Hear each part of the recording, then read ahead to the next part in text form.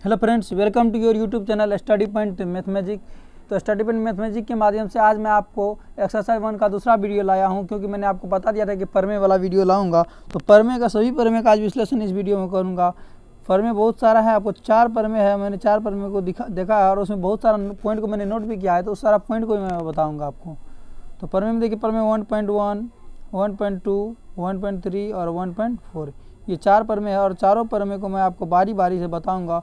और उसमें जो भी चीज़ हमको इम्पोर्टेंट लगा उस पॉइंट को मैंने नोट करके इस वीडियो में डाला है। तो आप लोग वीडियो को अंत तक जरूर देखें।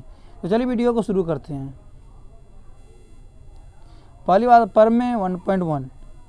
परमे 1.1 में आप देख लीजिए क्या लिखा हुआ है। यूक्लिड विभाजन एल्गोरिथम, दो धनात्मक पूर्णांक ए और बी दिए रहने पर ऐसी अद्वितीय पूर्ण संख्या क्यू आर विद्यमान है कि ए बराबर बी क्यू प्लस आर। ये आपको मैंने कंडीशन बता ही दिया पहला वाला वीडियो में। इस परिणाम की जानकारी जो था बहुत पहले से हो चुका था, लेकिन लिखित रूप में इसको सर्वप्रथम किसने किया था? यूक्लिड अपने एलिमेंट्स में यूक्लिड क्या किया था? यूक्लिड अपने एलिमेंट्स की पुस्तक में क्या था?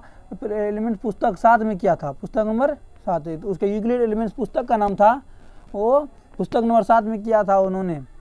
तो यूक्लिड एल्गोरिथम को कलन विधि भी कहा जाता है और इसी परमे का आधारित है। ठीक है, इसी परमे का भी आपको परमे आधारित है। तो आप लोगों को ये मैंने सारा विश्लेषण पहले ही दे दिया था, ए बराबर बी क्यू प्लस आर।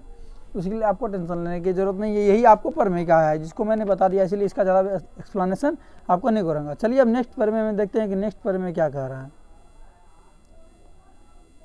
दूसरा परमे कह रहा है यूक्लिड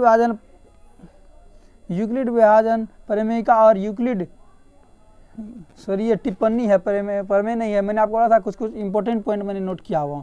इसमें है यूक्लिड विभाजन परमेयिका और यूक्लिड विभाजन एल्गोरिथम परस्पर इतने अंतर्निहित हैं कि लोग पढ़ाई यूक्लिड विभाजन परमेयिका को यूक्लिड विभाजन एल्गोरिथम ही कहते हैं। मैंने आपको बता ही दिया था कि ये दोनों सेम ही है। आपको पहला वीडियो में ही मैंने बता दिया था कि परमेयिका और एल्गोरिथम क्या है, सेम है और हिंदी और इंग्लिश नाम से इसको इंडिकेट किया गया है। ठीक है, तो उसका देखिए दूसरा है यद्यपि यूक्लिड विभाजन परमेयिका या एल्गोरिथम, देखिए दोनों तो या परमेयिका या एल्गोरिथम दोनों एक ही है, को केवल धनात्मक पूर्णांकों के लिए माना गया है। ठीक है, ये पॉइंट आपको दूसरा है, इस पॉइंट पे ध्यान नहीं देना है आपको, ये बता दिया गया, परीक्षा की दृष्टि से नहीं है, इसमें बता दिया गया है। ठीक है, तो मैंने आपको यही बताने के लिए नोट किया था कि मैंने आपको जो बताया था वो प्रूफ आपको हो गया कि परमेयिका क्या है, आपको एल्गोरिथम और परमेयिका दोनों क्या है, एक ही है। तो आपको ज़्यादा कन्फ्यूज होने की ज़रूरत नहीं है। चलिए अब चलते हैं आपको परमे 1.2 की तरफ।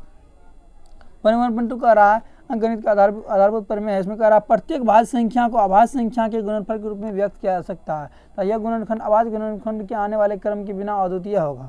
अब इसका पूरा विश्लेषण समझ लीजिए। कह रहा भाज्य संख्या को अभाज्य संख्या के गुणनफल के रूप में व्यक्त कर सकते। जैसे मान लीजिए 8 है, 8 को कर सकते हैं। 8 को क्या, 8 को अगर आप ऐसे तोड़िएगा, 8 को ऐसे तोड़िएगा क्या होगा, 2 4 जा 8, 2 जा 4, अभाज्य हो गया। अभाज्य गुणन इसको ऐसे लिख सकते हैं, वो 2 × 2 इसे लिख सकते हैं ना। तो अभाज्य ये लिख दिए ना, आप इसको अभाज्य गुणनखंड के रूप में लिख दिए ना। तो वही कह रहा है कि भाज्य संख्या को अभाज्य संख्या गुणनफल के रूप में व्यक्त किया जाता है। यह गुणनखंड अभाज्य गुणनखंड के आने वाले क्रम के बिना अद्वितीय होगा। जब तक ये नहीं होगा, अभाज्य गुणनखंड नहीं होगा आपको, जैसे मैंने आपको अभी ये बताया है 2 × 2 × 2 = 8, ये अभाज्य है। इसके बिना यह अद्वितीय है ना, इसके बिना यह अकेला है, इसके बिना कुछ भी नहीं है। जब तक अभाज्य गुणनखंड नहीं होगा तो उसको कैसे आप तोड़ सकते हैं भाज्य संख्या को? भाज्य संख्या को तोड़ने के लिए अभाज्य संख्या का जरूरत है। इसीलिए बोला कि आने वाले क्रम के बिना अद्वितीय होगा। जैसे मान लीजिए यहाँ पे मान लीजिए कि आपको 9 है, सॉरी यहाँ मान लीजिए 12 है। 12 को कैसे तोड़िएगा? 2 से तोड़िएगा, 2 × 12, फिर 3 2 से तोड़िएगा, 3 बार में लगा। ये 3 है आपको, ये 2 है। तो क्रम आ रहा है ना, 2 के बाद 3, 3 के बाद 5, ऐसे आते रहेगा आपको। ठीक है, अभाज्य गुणनखंड में ये आते रहेगा। जैसे मैंने आपको अभी तुरंत बताया 2 × 2 × 3 कितना होगा 12 का। तो 12 का अभाज्य गुणनखंड तोड़े ना। अब बोलिए कि 2 के बाद 3 आया ना, ऐसा तो नहीं है कि 2 के बाद 4 आ गया। तो यही कह रहा है कि इसके बिना आने वाला क्या कह रहा है कि अभाज्य गुणनखंड के आने वाले क्रम के बिना अद्वितीय होगा। हिंदी इतना टफ है ना, मत पूछिए कि बोलने में भी थोड़ा सा हिचकिचाहट हो जाती है, क्योंकि हिंदी बहुत ही ज़्यादा टफ है आपको। चलिए अब चलते हैं आपको परमे 1.3 की तरफ। परमे 1.3 आपको क्या कह रहा है? मान लीजिए P एक अभाज्य संख्या है। यदि P a² को विभाजित करती है तो P a को विभाजित करेगा। ये आपको लगेगा एक्सरसाइज 1.3 में ये आपको नियम लागू होगा। उसमें इस तरह का सवाल आपको आएगा। क्या आएगा सवाल, मैं आपको अभी तुरंत क्लियरफाई कर देता हूँ। ऐसे रहेगा 5 रहेगा और 5b² रहेगा, ऐसे कुछ रहेगा, मान लीजिए 25 ही रहेगा। बोलेगा कि जब 5b² को विभाजित कर सकता है तो 5b को विभाजित कर सकता है। ये पर में आपको लगेगा आगे आने वाले एक्सरसाइज में मैं आपको बता दूँगा, इसलिए इस पॉइंट को मैंने बता दिया आपको, क्योंकि ये बहुत ही ज़्यादा इंपॉर्टेंट है। यहाँ पे रहेगा 5a² को विभाजित करता है तो 5a को भी विभाजित करेगी। पर में लिख देगा वहाँ पे पर में 1.3 के अनुसार।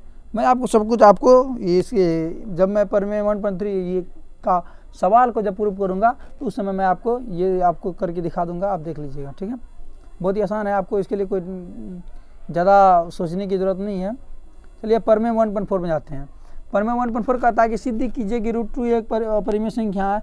इस उत्पत्ति कैसे हुआ था, तो क्या करता है, पहले मान लेते हैं। जब हमको कहेगा कि √2 जबकि क्या है, अपरिमेय संख्या है, हाँ, तो हमको कह रहा सिद्ध करने के लिए क्या √2 अपरिमेय संख्या है कि नहीं। उसके लिए क्या कहता है, जस्ट इसका अपोजिट माना जाता है कि √2 एक क्या है, एक परिमेय संख्या है। ये जस्ट इसका अपोजिट माना जाता है कि अपरिमेय संख्या है √2, ठीक है। और इस तरह का भी आपको दिखाई दे देगा, मैं आपको दिखाता हूँ। ये पॉइंट भी आपको लिखना पड़ता है कि दो r/s ज्ञात करते हैं, इसे रहेगा √2 बराबर r/s, कहीं रहेगा a/b, कुछ भी हो सकता है, ठीक है।